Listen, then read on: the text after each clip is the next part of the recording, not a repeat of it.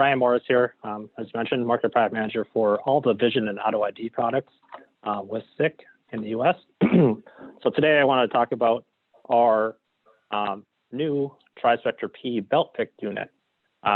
With the Trispector P belt pick, it's a nice alternative to traditional 2D belt pick solutions. Obviously, benefits to it is using laser triangulation, so it is building up a raw 3D point cloud internally inside the camera to kind of stitch together, slices of bread to make a loaf, more or less, to give you a good 3D image of products that might be coming down a belt.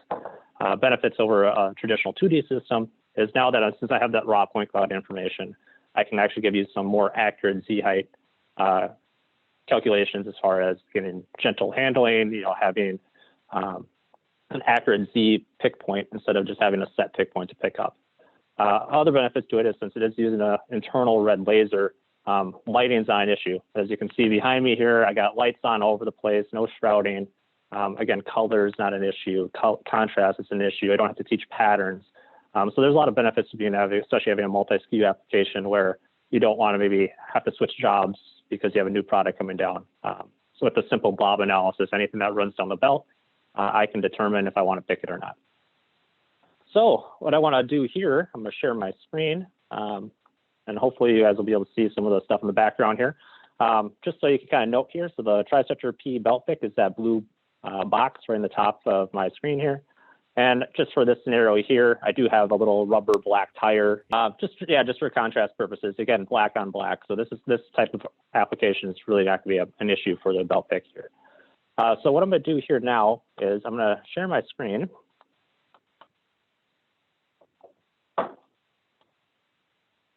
All right, and hopefully you guys can see it now. Yep. Yep, perfect. Okay, cool. All right, so I'm going to do a quick little demo here, just so you guys can kind of see the ease of use and how the Trispector belt pick works as far as identifying and being able to send out information on what's coming down a belt. So this is unlike traditional SICK products where you might be using SOPAS, a software package for all of our Auto ID products, some of our configurable vision products, distance measurement sensors. This is done via SOPAS Air. So what SOPAS Air is, it's actually just a web browser. So all you have to do is go into Google Chrome, be connected to a device, type in the IP address of your camera. So I got 192.168.0.1, and it launches your configuration settings. So it's a very simple step-by-step application as far as what we need to do to actually get a belt pick solution working. So just kind of go through this quickly on the left side here. First off, again, we want to make sure we have an encoder connected. So we are doing tracking. So as the belt pick scans the products coming down the belt, it is reporting an X, Y, Z rotational information back to a robotic controller so they know exactly where the product is coming down the belt.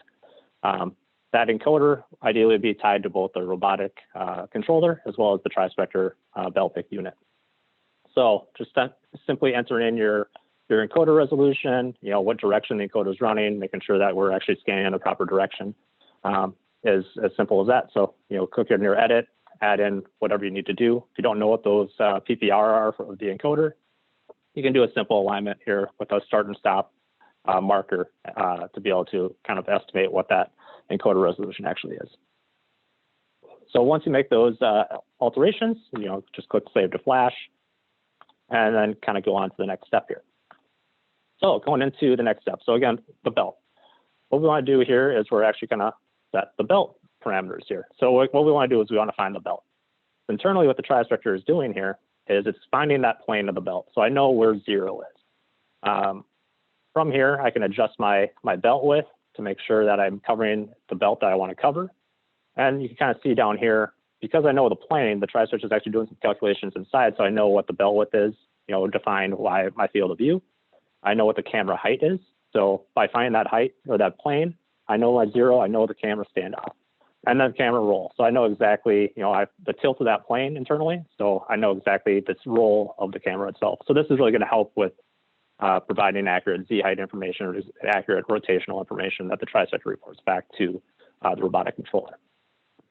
So again, simple settings here. I can increase my belt threshold. Maybe I want to make sure I see more of the belt to make sure it's there. Obviously, if this threshold was down quite a bit, it's gonna be very, very hard. See, it's too dark exposure. I can't find a belt. I can't find a plane. So it's a good little setting just to make sure you can find the belt there. Hit apply. The next step would be going through an alignment procedure. So hopefully you kind of see my screen or me up in the corner there still. I'm not going to be able to run this through just for time purposes, but we do have a little hand-eye alignment target. So again, it's just a simple sheet of paper we print off from the operating instructions. And what we do here is you would set your exposure to make sure you can see the alignment target and type in the diameter of those circles that you see on the sheet of paper. From there, you'd scan that sheet of paper underneath the Trispector. You'll see in this gray box here, you would see that piece of paper pop up. All the black circles are going to turn green. That I identified the circles. There's a little X mark in the center. Make sure that, yep, I found that X. So then it kind of knows its resolution and knows its calibration at that point. So we continue to run that piece of paper through on the belt into the picking zone of the robot. From there, it's a simple hand-eye alignment where you'd want to bring the picking end effector of the robot to the center point of the X, so in the center of the point X, and now your world alignment is done. So you have your robot coordinates and your Trispector coordinates are kind of speaking the same language at that point. So we know exactly, the coordinate system, the tracking of products that might be coming down the belt. So I'll kind of skip this section here since I already do have it aligned. It is about a 1-minute process, so it's really not a long procedure, but for time's sake, I just want to, keep on rolling on here. Next is the camera setting. So as I mentioned, the Trispector is using laser triangulation. So what that is doing, it's a simple red laser line. Unfortunately, you probably can't see it in the background here with all the lights and whatnot. But it's a red laser line, and this is kind of the sensor view of what the Trispector is actually seeing. So it's like a line scan camera. It's a profile that I'm seeing. So I do have this black tire on a black belt. So you can kind of see the profile now of the tire rims or the tire itself on the belt itself. So as I go in here, I can increase my exposure to make sure I can, see it. Obviously, a 100 exposure, I'm not seeing anything. I'm not lighting up black objects. Oops. So as I increase that exposure now, you can start to see, okay, now I can start to see that laser line, that laser profile. So again, what the Trispector is doing is taking this individual profile, and each scan that comes through the Trispector now is kind of stitching all those together to create your 3D pixel cloud. So your point cloud data of the objects that are coming through. And the belt pick now takes that raw data, kind of stitches it all together, makes an object out of it, and does simple blob analysis. So blob analysis being, just clusters of pixels in a 3D space. So again, we just kind of go through all this for your image settings, making sure you can see the objects underneath there. And next, you do your buffer settings. So the Trispector actually has multiple buffers. So it scans, and then it scans the next buffer and identifies the products that might be in that area. Key to this is, I'm scanning a 500 millimeter buffer here, so 0.5 meter, and then I have an overlap. So the next buffer is going to overlap their previous buffer by 200 millimeters. This overlap is key specifically for the size objects you might be running. So if you have a 150 millimeter object, you have to make sure that it doesn't get lost in between two buffers. So you want to make sure that the buffer overlap is large enough to take into account any of the larger size object that might be being scanned. So again, if I have a little chicken breast here, a toy chicken breast, a dog toy chicken breast that I'll be scanning, so that's a little bit longer of a product, but I want to make sure that my overlap is big enough to be able to catch an object that might be falling between two buffers. So that's where the overlap really comes into play. So this number is quite key as far as making sure that the overlap is big enough to accommodate the biggest size object that might be scanned. So again, set a couple of simple parameters. You're saving that to Flash as well, and then you go into your object handling. So object handling. Now this is where the blob analysis parameters really come into play. So as products are going through, again, as I said, it's color independent, contrast independent, really size independent at that point too. Height really doesn't matter. But what I want to do here is I want to make sure that I have an area threshold. My min and max areas are big enough, or that thresholds are big enough to accommodate anything that might come through. So in my scenario here, anything that comes through that has a square area of between 250 and 20,000 square millimeters, I'm going to identify as a blob, something I want to pick. Now, if there was a very large object or a very small object that were to go through, say, some maybe some trash or something that is not actually product, and you don't want to pick it, it would fall outside this threshold, and you don't have to pick that area. You can just kind of let it keep on scanning through and not report those coordinates to the robot. Height range as well. So kind of think as the height range goes. So I have it set up to find anything that's between 2 and 100 millimeters in height. Now, if I want to increase this, say, hey, if anything is too short, I don't want to see it. It's an Oreo cookie that doesn't have two cookies or two sandwiches portions to it. Maybe that's too small. I want to pass that through. I don't want to pick it. It's a defective object. So you can really now start setting different height thresholds. So kind of doing some inspections in here now.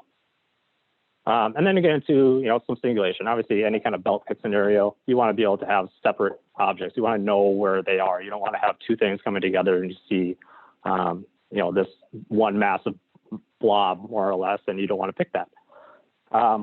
But if there were objects that were touching, say we've kind of looked at an application with a bunch of pretzels. You have pretzels that are touching, and you want to singulate all those pretzels.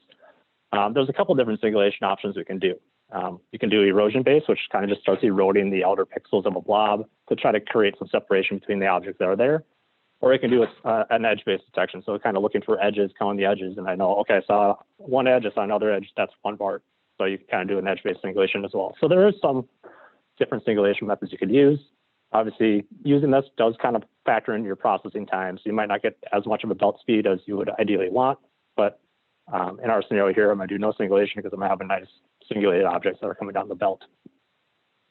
And then finally going into some of the height calculation methods. So there are a lot of different calculation methods that we can do. Centroid height just being, hey, give me the center of mass that you see there, find the XY and whatever that Z is at that XY center or centroid, report that position back to me. I know, okay, what height at that centroid that I want to pick that object at. There are some other ones, maybe you want no height, which would basically act like a traditional 2D belt pick solution with the benefit of, again, you don't have to worry about contrast, you don't have to worry about color. I'm just reporting XY position and the robot's going to handle the Z controls. You can find a plane, find a logical plane and pick the most robust portion of that plane that might have the highest point. A soft object would be maybe something that can be compressed a little bit, like a salad bag or something like that. And then you have our highest point. So let's say you have, something that has a definable picking point, but you want to make sure you always pick the highest point on that. You can report that highest point back. So there's a lot of different height calculation methods that we could do just for flexibility in the application. So I'm going to leave this at centroid height for the scenario. And then, of course, we have a bunch of different inspections we can do, based off of the displacement of the blobs, the volume of the blobs, or the perimeter of the blobs. So we can do a lot more calculations than just sending XYZ rotation information. And then finally, this is kind of in the newer version of the app that just got released not too long ago, is we have gripper clearance now too. So what this gripper clearance is say I have restrictions on the gripper itself. If I have two products that are too close to each other, maybe that's going to cause issue with the gripper and I can't pick it. So you can give some clearances around the object itself and saying, hey, if there's two things that are too close to each other, I don't want to pick that because I'm going to have issues with my picker. So you can, give some clearances around the object itself as well. So again, I will go and save this to Flash here as well. And then finally on to the next and basically the last communication setting here.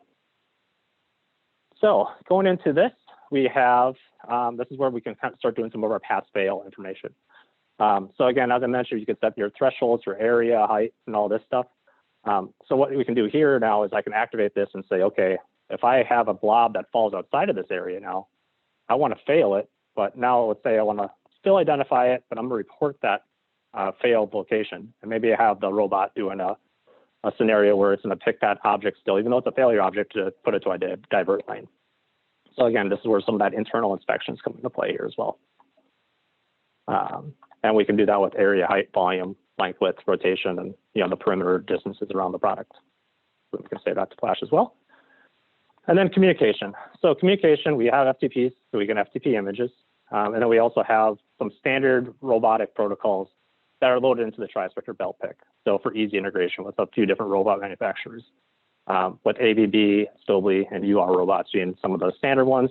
But we do have a standard protocol as well, that's V4, that would work with any other robot manufacturer as well. It's just sending out a string of information for the belt pick data. So getting into that, I'm going to actually leave you for just a hot second here to turn on the conveyor here, and we'll start to see some live images that are coming through here.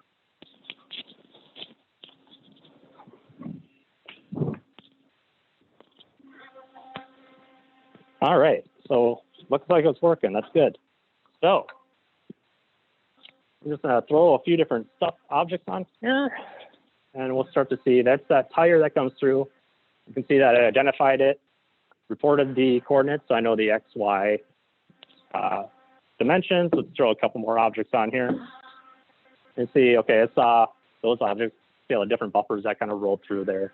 So now we're starting to see, the power of being able to identify, multiple colors. I don't know if you can see there, multiple sizes, multiple shapes. Don't have to worry about, again, contrast, color, or anything along those lines. And then you can kind of see analysis here will actually show me what my max speed is from the last analysis, as well as the max speed from the max analysis time. So again, that's kind of the quick little demo. I kept that to my 20 minutes. I don't know if you saw that little red thing there, actually. So the benefit of that one was I identified that object in two different buffers.